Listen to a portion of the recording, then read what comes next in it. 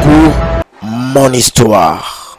Une émission qui vous fait découvrir le parcours des hommes de Dieu, leur expérience avec le Seigneur, leur temps difficile, ce que Dieu a fait avec eux et comment Dieu les a bénis. Mon parcours, mon histoire. Bonjour à tous. Toye lisusu liboso na bino na émission Obino Bolingaka mingi, mon parcours, mon histoire. Na chaîne na bino Sien TV HD.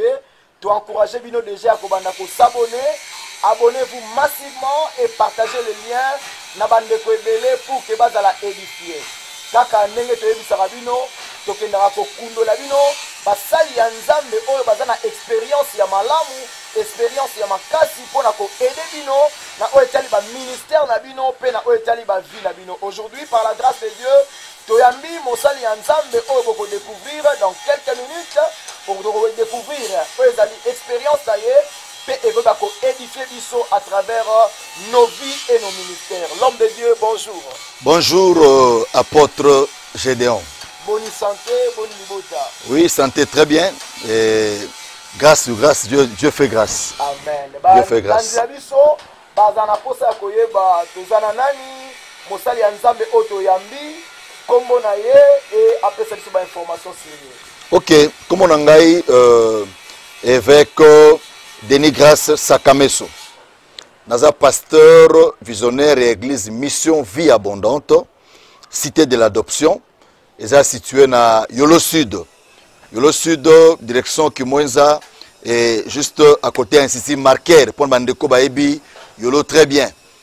Naza évêque la communauté des églises de la grâce pour tous. Où nous avons réuni plus d'une centaine des églises. Et la ville de Kshasta, nous avons implanté un peu par-ci par-là. Naza marié, naza père de 5 enfants.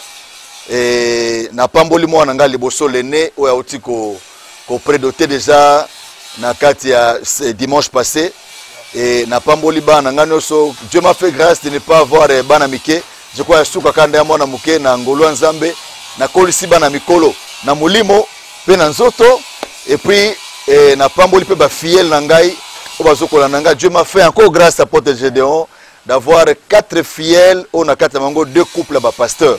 Et il y a un 5e couple auto-parrainé sous et na moi haut. Voilà. Je crois que balandi na biso bozo comprendre avec qui tozali mosali ya nzambe le révérend évêque Denis Grace o azali pamboli pona bino na mokolo ya lelo toyoki o ezali o nini ya zali et maintenant c'est important pour na biso comme l'objectif ya émission na biso et c'est à découvrir na kati ya basali ya nzambe oyo ezali ba expérience na bango pona kosunga biso na ba ministère pe na ba vie na biso. Et maintenant tolingi toyeba oyo ezali parcours ya mosali ya nzambe l'homme de Dieu ba téléspectateurs na biso baza na posa ya koyeba votre parcours ministériel pour que aujourd'hui okoma kosalela nzambe ndenge ozali kosala. Merci apôtre. D'abord nazo encourager émission o ba initiative à boefez à la mingi pourquoi pas ces permettre même ba jeunes au bazolanda biso na sima baza na histoire moko na kati ya musala nzambe et ngana bongoli motema na 88 mais na bongoli motema na église ya réveil te donc na ndimeli Yesu Kristu na à l'époque ya oyo babengi ministère de la voix internationale The Way. Donc na bongo motema na The Way na évolué na The Way 88, 89, 90. Naki coordonnateur même de cours na The Way. Donc je n'avais qu'un disciple, ensuite on est comme coordonnateur de cours. Et parce que na The Way, toi qui à l'époque on a habitude on a cours biblique. Donc sur on a cours biblique, on a cours fondamental, on a disciple, on a cours intermédiaire et puis au matin on a formation mususu. Donc tiens comme que ba ko pona na za inspecteur de cours na kata The Way. C'était comme ça on a évolué. À l'époque, toi qui prends l'église, ça va action amener na ba stade de martyr, na stade Tata Raphaël. Parce qu'à l'époque, à part témoin de Jéhovah, c'était The Way des autres de ce stade à l'époque. Donc on a évolué et en 1991, na côté église à réveil. Je profite pour na pambola na pesa mbote pa papa nanga père spirituel nangai o tilelo azo continuer ko encadrer nga de pane na zaka mwana na pesa ke dim nangai tout le temps pamela kanga zo ko orienter ngai papa nanga molimo le révérend Jean Donancé Kamba parce que nga na côté église la réveil liboso église Bethany ezaki liboso sur avenue université sur avenue Capella. Donc papa nanga molimo comme on a le révérend Jean Donancé Kamba. Donc c'est lui mon père spirituel.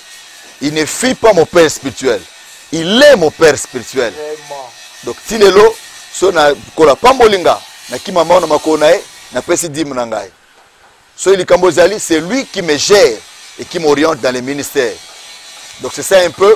Alors à l'époque apôtre Gédéon 1991-93 na église na biso to bengi centre de magistrat Bethany to ko yamba révérend Dayo.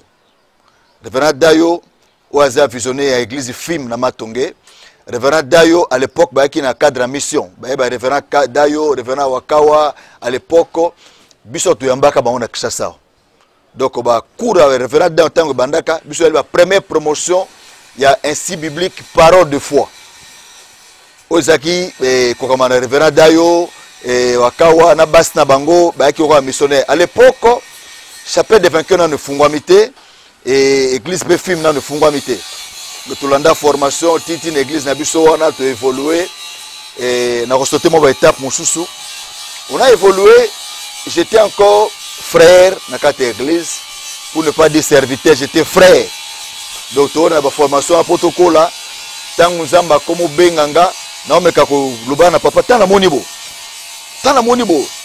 Et je me souviens encore parce que émission nous intéressant parce qu'on a au moins le temps il y a combien de solo ya makamuto l'excellent Nzambe. Namoni montre ezanga begui. Namoni na ça papa bisenga ça veut dire que tant non océanine nano kokite. Ah, c'est papa zo étouffé ngate. C'est papa zo comprendre que ngape ko la zo benga ngai. Tolandi formation théo zo cours moko sur la santé divine. Alors ba pesi biso mo ba examen to bima to ndo teya to prier pour nos malades. Na sambela pona ndeko moko mwana moko aki SS Nzamba eko guérir. Bon, je ne sais pas ce qui s'était passé parce que moi, on a qui SS. Mais on a fait des examens, fois c'est l'examen AS. Moi, on a bien SS.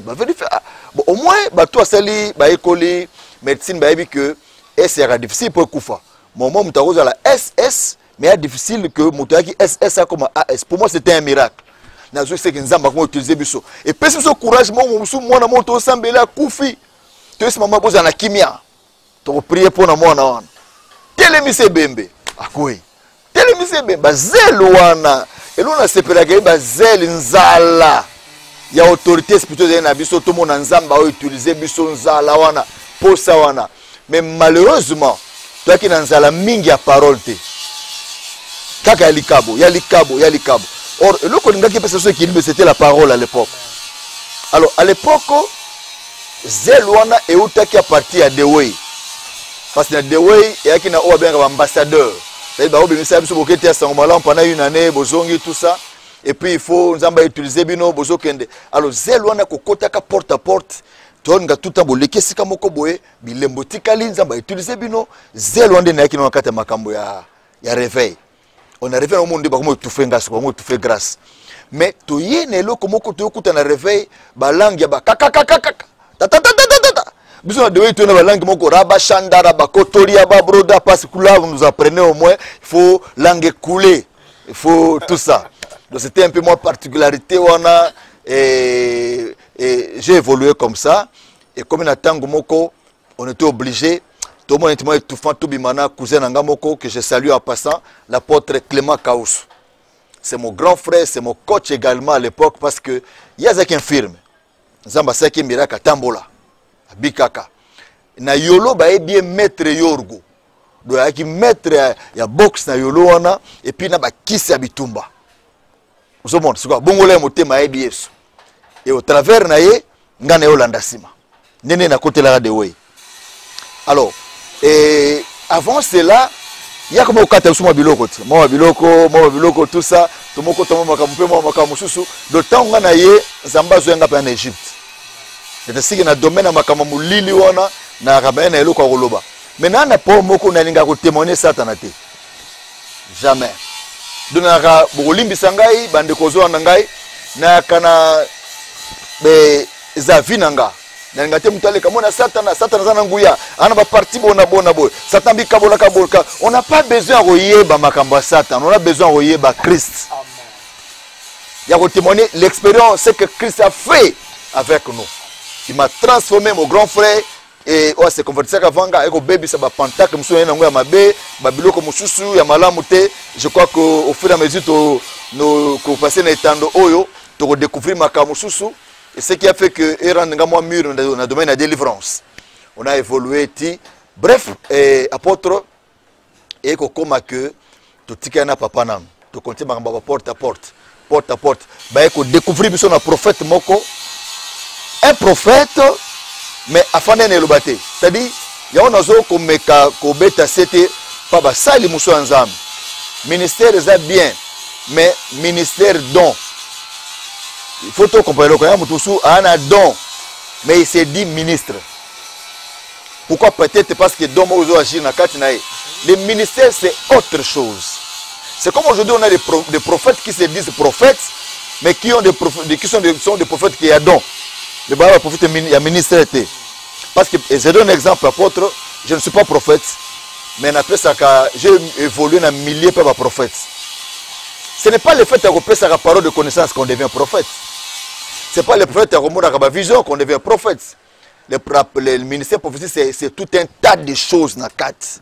C'est comme carton moko ba biloko belé na kati, ba jouer ya ba Lego na kati, ba jouer ba voiture na kati. Donc le ministère prophétique ils ont englobé makambo belé, prédiction, parole de sagesse, discernement et tout ça. Mais ce qui englobe tout c'est la connaissance de la parole.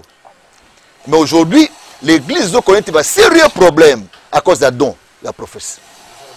Na fungoli débat moko à cause d'un don et la prophétie. De le fait que apôtre Nzamba Otalisanga moni bona. Moi j'ai préparé mes fidèles à l'église ba même na biloko wana te. Amen. Jamais ba même nango. Non. Donc c'était une parenthèse. Alors biso yaki likabo.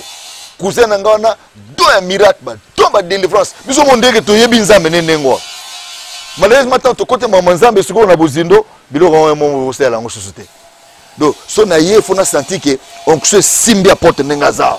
Il faut sentir que ce tambour le symbio kuna, mais ce n'était pas l'essentiel dans les ministères. Tu as écouté ce que le prophète wana avant d'aller coller don. Lui a quoi la kilte bandibo, abandi le sakoti kilte se bateite. Mais aujourd'hui, à sous prophétité, n'a qu'au critiquer parce que il fait quand même pas encadrer nanga. Aujourd'hui à tika musala nzamba comment ça musala songolo paka ono lobateo parce qu'avant d'aller coller don, c'était pas un ministère. Mais l'obisoba na bango tokumba ministre. Donc c'est ainsi qu'on a évolué na commune Akshasa ndengwana et après et na ko monovisé parole peut-être la porte tout mutuna mususu ndé na kisiko ko yo kapelle nzambe pour servir elle. Vraiment ndé mosala nzamba qui appelle nzambe. Vous constatez que l'histoire à Mosala Nzambe est tellement vaste. Je crois que vous allez poser que tu continuer TV et Zangonga. Je crois que deuxième édition nango ekozala, troisième ekozala. Mosala Nzambe azana makambu ebele. Mais tu retenir eloko moko ona mikolo koya, toko développer yango parce que nous dans cette émission tu vandaka na curiosité. L'homme de Dieu a parlé quelque chose de très important, une grande différence entre les dons et le ministère. Na mikolo koya Mosala Nzamba ko zonga ngo pona apesa biso éclaircissement pona ko aider bana Nzambo bazana makabo ya badon bakota mbala moko na ministère te parce que aujourd'hui poto koti mingi na kata Mosala Nzambe parce que on ne sait pas faire la différence entre un ministère et un don. Vraiment Nzambe apambola bino to yebisi bino bozolanda biso na émission na bino mon parcours mon histoire. Otoyo kagaba expérience basala Nzambe pona ko aider ba foi na biso poto avancer pona mokola lelo to yambela kibino le révérend évêque Denis Grasse o azali pamboli chose crois que bozo kolanda pe bozala béni à travers cette émission. Nous avons deux petites questions avant de les canamons sur exhortation. L'homme de Dieu, mingi abatubatala quand il regarde les hommes de Dieu, bah moi les hommes de Dieu a déjà équilibré, calé tout comme ça. Il y a aussi des épines avant na kati ya ministère ya mosala nzambe. Est-ce qu'il y a eu aussi des épines kati na bino pour partager biso quelques-uns et aussi quels sont les roses au bokutana kinango to bokutana na kati ya ministère. OK, merci apôtre. Et non, je me sens très à l'aise dans l'émission là. Parce que toi on attend pende ya kobeta masolo boité. Et peut-être bana biso musuba koyoka ba découvrir papa et histoire na yemo muke. Donc tant nzamba benga, nzamba benga na dangolo nzambe na ko na famille mora bien. Na koli bien, na zaozanga lipate ya rolata te na ki gâté. Et je ne pensais pas que un jour on souffrir. Alors tant nzamba benginga na ko le casco na épreuve. Moi j'ai souffert. Moi j'ai quitté Yolo ti commune ya Kishasa makolo. Na ye na sali na modéré na longwe Yolo et commune ya Kishasa ti Yolo makolo. Ba pesa na pe transporter. Et pendant que je passais bâton, je crois une fois na lukan Thomas Nzambe apôtre parce que Thomas Yeza c'est l'intelligence dans le ministère. Alors, il y a une photo qui est livre mon comment étape na époque wana na ba moment on a difficile de trois luttes dans la vie d'un chrétien. Donc na souffrant na ndenge moko que Dieu bénisse ndeko to passer bâton parce que na kata histoire pasteur apôtre il faut ba référence parce il faut comme il y a des gens obili kambabi oui c'est quand tu as kinaï il y a ndeko za na Bethel le loi comment na ACK. C'est le pasteur, l'évangéliste Itasepa. On a souffert tout là, na bitoko, il y a zaki malam parce qu'il y a zaki na Bethel, mais même temps souffrir ne sika. Le soir il y a autour na Bethel, il y a un paquet à biscuits. Na soulagé na biscuits, mais tout là on tout l'été. On a passé de moment on a biso prière, parole, prière, parole, prière et na sexe bande qu'on église na bongo nous vivre bloco au pluriel. Nous batté liboso ezate, simezate Muninga zate, à cette époque, Nzamba Pambo la madame Nangai et maman Sylvie Sakameso, c'est une femme, et mon épouse, tout tine na mokil, tina comme pasteur. Ba mingite, pour un moment on a, ba tout c'est tika malédiction na vie to que bala. Frère que nous sika mon côté frère. Mais le na kenen bisika ya malam. Nzamba Pambole, on a souffert. Et il fallait miser zalaka. Tous les biloko musto les gars on a souffrance, tout ça on a misé. J'avais un pantalon na sapato moko apôtre. Pantalon soki na sukoli yango, na zeli yango kauki, na lati yango et komi kaki. De jus nature mususu. Soki lati yango tamulai et komi lin. Mais aka yango, ce jeu forme musu ya lin. Une fois moninga moi zoté abime évangéliste c'est un component c'est pas tout que ezaka ketch ezaka crêpe tout ezaka soulier ngane non le vélo était pas c'était le moment où ngaza ole kangoa mais là so beta masolo mtamo ya tima veste alulinga aluli mais il a fallu koleka étape pour ezaya 2 jours 3 jours j'ai fait des années comme ça tina comment va na famille à Mosinanga ngana va na famille à Mosinanga bokyo nga faka otokenga papa omeliti. Et puis il faut nabima ya kobombama. Pour ba teke na sanin na fanda ka. Na leka ba sonia bongo na ministère. Non, j'ai passé des moments que Dieu bénisse mon épouse Père Pambola et libote à moi Sanga malgré maman on a les lois na bomoité, mais c'était la maman qui me donnait du foufou na moi coin. Papa, zoa na fenêtre. Pour ce moment on est mobile à moni. Bon frère nangana kola pambole omoni tout ça rien à vie mais j'avais la chose de Dieu. C'est pourquoi et lokoza nangwa nzambe wana il faut le kana renoncement de soi, il faut le kana moto moko pour ndimakia solo benga manzambe. Je dis Seigneur soit zwanga na kufa nanga ola otika na passe à boy. Je sais que j'ai la chose de Dieu mais na condition ni nazolekela moi c'est azolinga boyanga famille batikio baninga batikio. C'est pourquoi il y a des moments dans la vie nzamba linga ko tikala yo moko parce que Jacob akutana kana nzambi Jacob demeura seul basi mupanzi mutute naye et un homme est venu lutter avec Jacob. Cet homme là avait l'intention de prendre la Jacob, mais quel est ce Dieu là avant de te bénir il faut le bosso abundiso ti abukao de to yebi nzambe mabe dans la vie to ko bundana nzambe to ko bundana batu to ko bunda pe comment na Satan 3 combats. Il y a de moi, Dieu peut s'élever comme un adversaire, pas un ennemi. à résister yo ensuite à salut bolam. Donc j'ai souffert apôtre et comment attend moko et madame Nanga Bisenga famille lobby trop faut que tout ça nini Zamba au salake itase pa ko funga porte moko na kete quelque part na lingwala na betel ma bapambolinga $20 na biloko kolia balambelenga pour cher bando pesa so cherté apôtre makam nazo biso nga cher bando pesa nga cherté.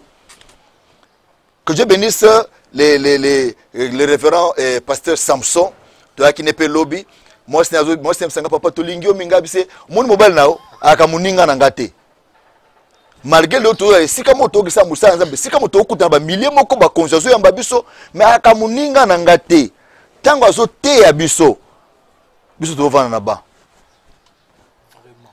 c'est ainsi que ce qu'on a gloire dans kata ministère reconnaissance faisalaka to ndenge moko alekinga na elote osomona to okuta kata milliers puis il me considère mais ngana rappela keke oza père de carrière, c'est-à-dire que toi tu tenais la Bible aux terres, aux corriger biso devant là-bas.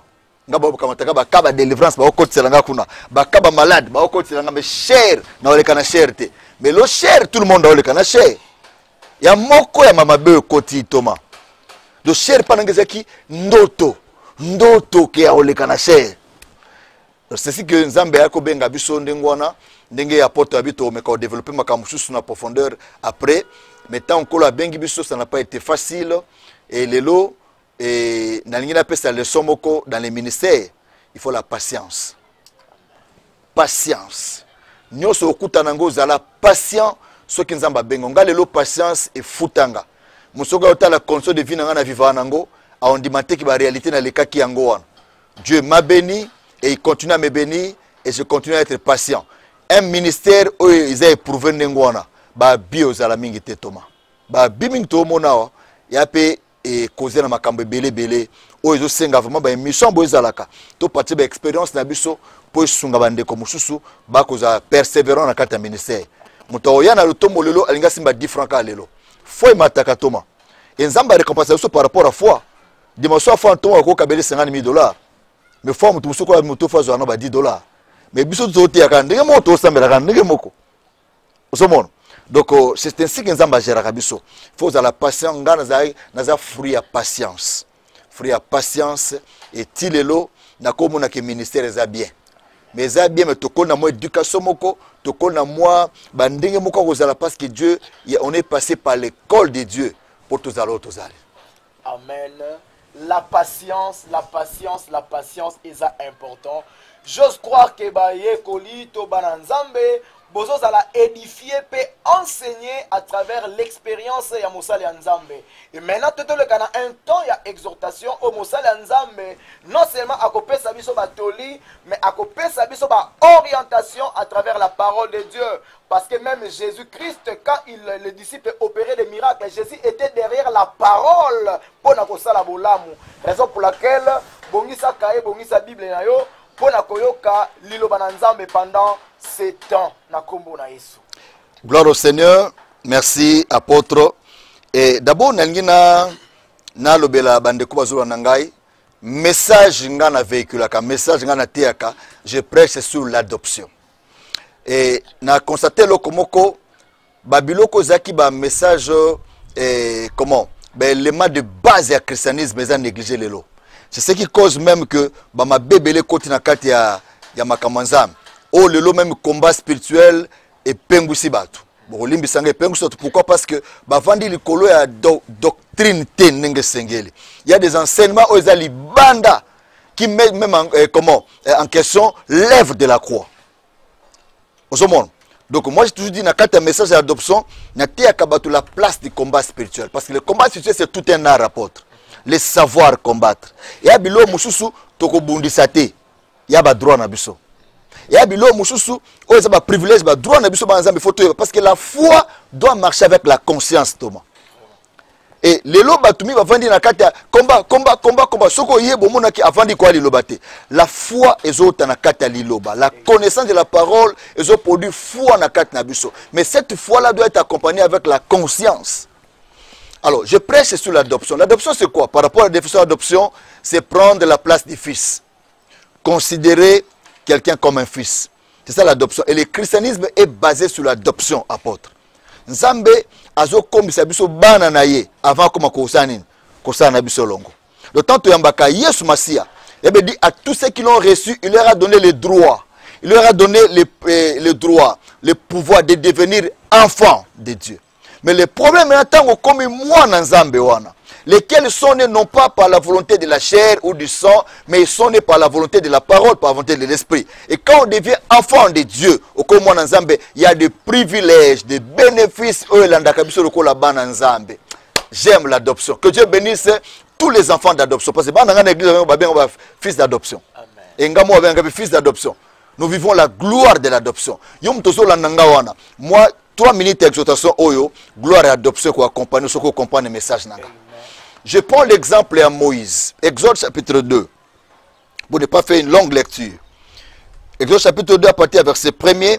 Mais moi je lis seulement un seul verset, c'est le verset 10.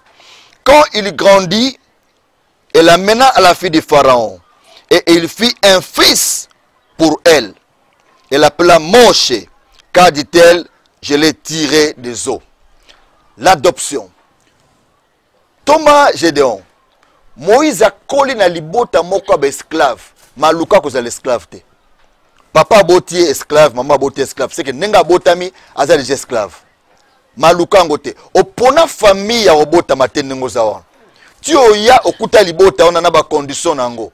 Mais destinée na yo yana maboko nzambe. Parce que la destinée c'est le programme de Dieu na kati ya vie ya moto. C'est-à-dire la manière dont Nzamba kokokisa programme na kati ya vino et dépend na papa te na mama te na eloko mosusu te et dépend na Nzambe. La nanga malamu. Mono abotami ayebi nanu makambo moko te na vie. Afinga nanu te. Asala toma ene eloko mo lo na zo méditer eza péché originel na péché Adam. Parce que biso to ba victime ya péché originel. L'acte qu'Adam posaki to hérité yango. Mais acte o Adam posaki yemo za responsable nango. Biso to hérité yango de ko hérité. Voilà pourquoi tozi bolimbisa on ekolosu. Sikoyo tanto bota makato kutaka ba makamu na maboto to botami. Mais Moïse tango botami. Papa bina obwaka mwana nga boité parce qu'il y avait une loi. Donc Moïse a coutu loi moko o esali ki ba boma ba bébé nyoso na kati Égypte. Faut ba kufa. Ba bébé nyoso mibali faut wasani ba boma bango. Moïse a botami mwana mobali na kati ya libota esclave akutani pe na komba ya loi moko o tobenga lelo esprit de mort. Il faut kufa. Papa bino na bomba mwana nga pendant 3 mois. Mwana nga za bogar, mama bito bomba mwana ba boyi mwana pendant 3 mois. Obike mwana ko bomba ye me joa ko lela. Ba yeba ke bébé azaka na kati ndako. C'est pour te dire que papa ko bomboté, maman ko bomboté. Nzambe nda bomba ka bato. Kaka maman memaki mwana 9 mois. Papa memaki mwana wana. Tellement bamoni ke loi wana mobeko wana et on s'est appliqué pour ça kangi obomba ki bébé papa moto okufa na place à moi to maman okufa na place à moi bo biso to ko so bomba mwana te maman bine na okufa na place à moi na te ka mwana me 9 mois maman est obligé à livrer mwana papa kaka mwana balingaki mingi wana kaka papa wana sali cercueil pona mwana oh Jésus papa tongi cercueil sali caisse. Maman zui mwana biso ezate to kokufa pona ete parce qu'il y a kana mutu moko andima kokufa na place na biso ya Yesu Masia. Ba livre mwana ba tiena caisse ba bwaki. Alléluia. Destin na yo yana maboko nzambe. Bébé wana ebi comme c'est géré te mais lo les autres gérer vinae. Lo les autres gérer. Ba bwaki na caisse ba bwaki na mai bébé zo ke na kati ya mai. Ce qui est encore fort est que grande sœur à bébé azo lande na sima po a sauver te Thomas mais po atala kaka nini ekokomela e wana makokia o sauver te ya makamusu ba otala kaka nini ekokomela biso mais je voudrais dire na ndeko azo landa nga sikoyo mabeko komelo te aussi longtemps programme vie na yo yana maboko nzambe amen makambu tu okutana ngo ne babwaki na mai nyangando ko liaye nyoka ko liaye mais nzamba permettate okufa te okende quelque part na mampia kawana na ba problème na nde famille abandonné wana kati ya mai ozokende quelque part yana maboko moko ko lokota yo alléluia tala mwana oti azoko kende nzamba sa eloko nini to nzamba za nzamba amutu te mais to baka nzamba amaele babwaki na kati ya fleuve Nil bandeko batangi histoire ya primaire babi le Nil et les dons de l'Égypte. de pas ba égyptien Égypte koko vivre te sans Nil ce que pona bango ba adoraka fleuve Nil. Dieu savait que so ba boki mono n'importe où ba ko bomaye pas mona ba hébreu mais ba boki na fleuve Nil. Pourquoi? Pour ce ba bomaye ba bi banzambe ndetindi mono c'est que ma bo mono za taza sacré. Alléluia. Ba boko sika bien pour danger loyauté. Amen. Ba boko sika bien. Moi na pharaon tango lokoti ba eleke so na tel na kati oh mais oza bébé ya ba hébreu mais ayebi ke papa na bango ba ke ba bana mibali basani ba boma mais pourquoi boma ki était pour ba jouer na kati ya Nil ba jouer n'importe où te banzambe nde batindi azui ay mais bébé azana mo ke famela mabele so tia me mabele nana omelise mabele nana omelise mabele zamba place ka batu na chemin na biso. Ya yoka ndozo la nanga nazo prophétiser pour na yo. Na le col évêque, je déclare comme un bishop, le col mutoko la pakol mafuta. Olandi biso par hasard au tchaki cheno, abonné, s'abonner na kata cheno parce que vous allez béni. Mais ndeka ko kuta biso par hasard mandengwana, eza hasard te. Na o déclarer ozo souffrir Dieu nous bénit en termes de relations Thomas, que Dieu engage des gens. Tango oyo Saul akutaki na Samuel seki aprenga okukutana bo na nzela na yo moi oyo sila te kutana mutu moko bo eza maboko moko ko prendre en charge maboko moko fungolo porta musala yamba grâce wana komo na Yesu Masia siko yoka ngai tango lokoti kesi oyo atali bo mwana ndende kwa Moïse alobi mais mama moko aza kuna mbelisa mabele na benge pa ko mbelisa mwana mabele bakebenga kaka mama Moïse kaka mais cette fois-ci ko mbelisa mwana ni mabele na salaire. Moïse a komela ki nanda kwa Pharaon te. Mwana Pharaon azwa ki Moïse azongisi pa mama nae. Abikeno melisanga mabele. Tanga ko komela osanene. C'est que Moïse azonga kaka na même nda kwa esclavage. Kaka na même nda kwa esprit de mort ezalaki, mais yazaki sous esclave te. Pour nini? Parce que la fille de Pharaon l'avait adopté. Nde ba adopta ki kana même ndako wana mais ba adopta ye boka kuna mwana kufi bébé mama bomi kuna mais ah bébé mbala zalaka ye mba ba bomeza te po elle est le fils de la fille de Pharaon. Amen. Par adoption. Se comprendre yo wana alors ndenge nzamba adopta yo na même famille wana kaka ndo obongela kana même famille ba loka wana yo za yo loka matin. Amen. Depuis ko yamba yeso comment adopter gloire et adoption ezo ko accompagner pour subir makambo ndenge mona ba mususuté. Et que la gloire de l'adoption t'accompagne. Au nom de Jésus-Christ Nazareth. Amen. Gloire au Seigneur. Gloire au Seigneur. Nous vous rappelons que très bientôt l'homme de Dieu passera dans notre autre émission Otobengi, la prière révélée pour nakoya ko pesa yo ba orientation ya prière en prenant un extrait de la parole à Fongoli pe à Pesio aussi dans une autre émission Otobengi la parole révélée kunande toyaka pona kozala enseigner. L'homme de Dieu est là, il est libre pour vous enseigner la parole de Dieu.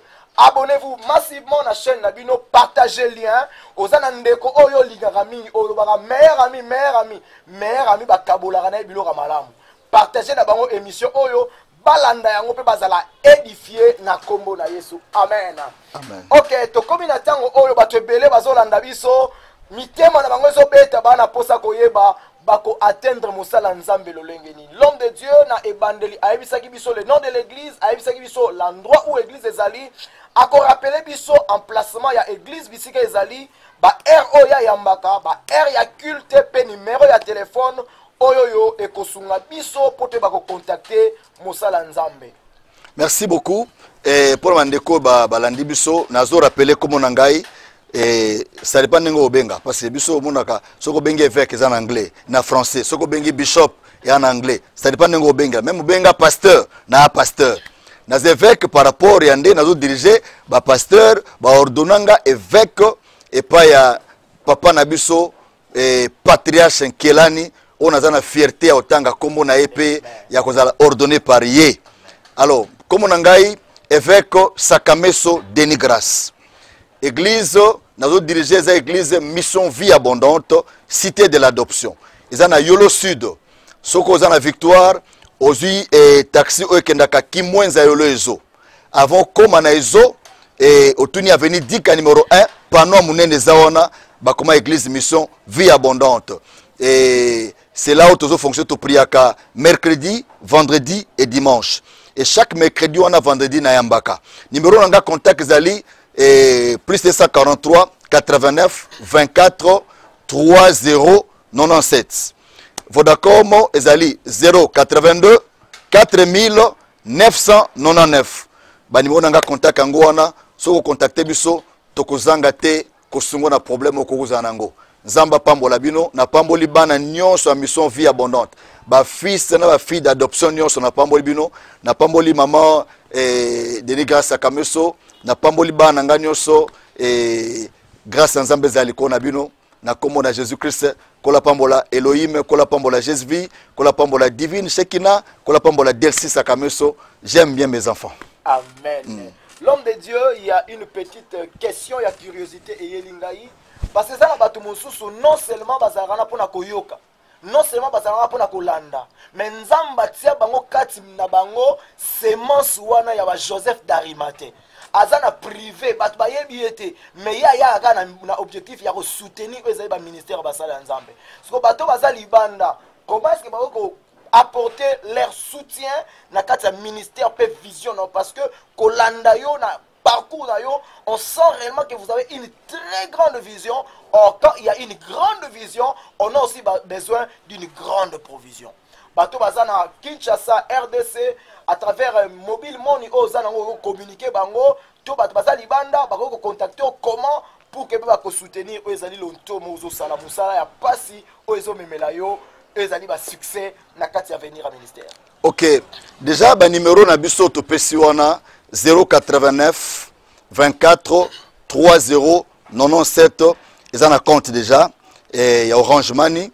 Ce qu'on a soutenu le ministère na biso parce que Moussala Nzambe tambola kanambongo Thomas. Évangélisation c'est de l'argent. Ce qu'on va confirmer si on a besoin de l'argent, bah entretien, bah instrument, bah kambo belé pour toi on va quitter en condition malam. 082 4999 et on a compte MPSA. Déjà parti à numéro 1 soko bengi biso to communiquer compte bancaire na biso na Equity Bank to communiquer ngo pour soki nzamba simo na motema o soutenir musala nzamba ko soma musala nzamba zaka ba yebote oko mi sabe mbo no soutenir musala ba yebi ote mena lola nzamba moni musala oyo sale et soki tomber na mabele kitoko nzamba ko zanga te ko récompenser yo vraiment c'est ça ba numéro oyo yo l'homme de Dieu tu koloba yango leza ko s'afficher na etando ike oboza na ngwana et toko encourager bino ya ko sala ba commentaire na bino yo olandi matea oyo et édifier yo sa commentaire na vidéo pour que Toyo Kapé Nini Nzambe asalelio. Peut-être à travers cette émission, Dieu vous a impacté à travers l'onction de Dieu Ezana Moussala Nzambe. Si aussi Nzamba asalebo lamo à travers ces messages, à travers ces prières, zangate kotia commentaire pour na kotali sabiso Nini Nzamba asalelio à travers cette émission. Le kola eza émission à caractère chrétien, toko ko clôturer bon moté sans prière, toko zongisa maloba na Moussala Nzambe pour asala une prière particulière. Pour yo ozo traverser un moment de difficulté afin que Nzambo adopte yo afongola yo brèche pour obika loboko ya Nzambe. Gloire au Seigneur. Avant prière na pesa merci pas à Thomas apôtre Gédéon, on sent que on a fardeau ya église no kakate. On a fardeau ya corps de Christ. Parce que makambo zo sala oba expérience zo koleka awa et ko zanga te ko sauver un ministère rebelle pe ko sauver basale rebelle. Nzamba apambolo mingi ponango et Nzamba apambola chaîne oyo. En tout cas, na za épaté comme on a conditions chaîne les alléli et zo senga peut soutenir ma casse parce que ba matériel nyoso yo il y a effort personnel mais il y a des gens qui peuvent soutenir pour Moussa Kende Liboso na zo senga yo pour tia loboko dans la pâte parce que bientôt studio zo a bien aménagé le sous pour te Moussa Kende Liboso pour l'intérêt à corps à Christ Zamba ozanga te ko pambola. Dieu des esprits des prophètes, Dieu de la Bible, tu es un Dieu de près, un Dieu de loin. Tikan de quoi zola nanga sikoyo a expérimenté et lokomoko ya bikamo na vie nae. Que quelque chose d'inhabituel t'arrive. Je ne connais pas ton problème, je ne connais pas ta situation. Mais au travers de cette émission, que le miracle t'atteigne là où tu es. Au nom de Jésus, tu es malade et reçois la guérison dans le nom de Jésus-Christ. Tu as des problèmes, que Dieu t'accorde la solution, que Dieu t'accorde la paix du cœur. Au nom de Jésus, Nzambe na Israël, asala kana makas na bisote. Même na prière à 1 minute, il peut te guérir. Voilà pourquoi je crois à cette main-là invisible, cette main-là de Dieu qui est capable de te toucher là où tu es. De manière que cancer aux ovi kawana, et limon en zoto na yo, malade aux oyo ka kisite, et yo ka prière oyo, na combo na Yesu Christo. Amen. Amen. Dieu vous bénisse et que la gloire de l'adoption vous accompagne. Amen. Nzamba pambola yo, abonnez-vous massivement à la chaîne Nabino, partagez le lien na batebele, sala biso plaisir, ya la commentaire na yo, nini oyo retenir à travers cette émission. Yo pe mosala nzambe, ozana témoignage à malam, ozana parcours, olingi o partager expérience. Na bande komususu, benga biso na ba numéro oza affiché au bas de vos écrans. Nous serons prêts à koyamba bino pour que vous partager expérience d'abino parce que expérience to eza ya yoka kate, tu es passé par ces moments, mais Dieu veut bénir les gens à travers votre expérience. Comme la biso, benga biso, tokozanga te ko sala nabino, émission pour la gloire de Dieu. Pona bande kwa Lumbashi, nzamba pambola bino, tozoki ba commentaire nabino et aussi pona bande kwa Lumbashi, bientôt émission eko comme la bino, bande kwa bazali banda na Angola tout consort, l'émission viendra pour que Ememe Labino lipamboli tika nzambe apambola bino na kombo na Yesu tokutani na numéro ya sika o tokosala na kombo na Yesu que le meilleur est à la destinée na bino. Amen.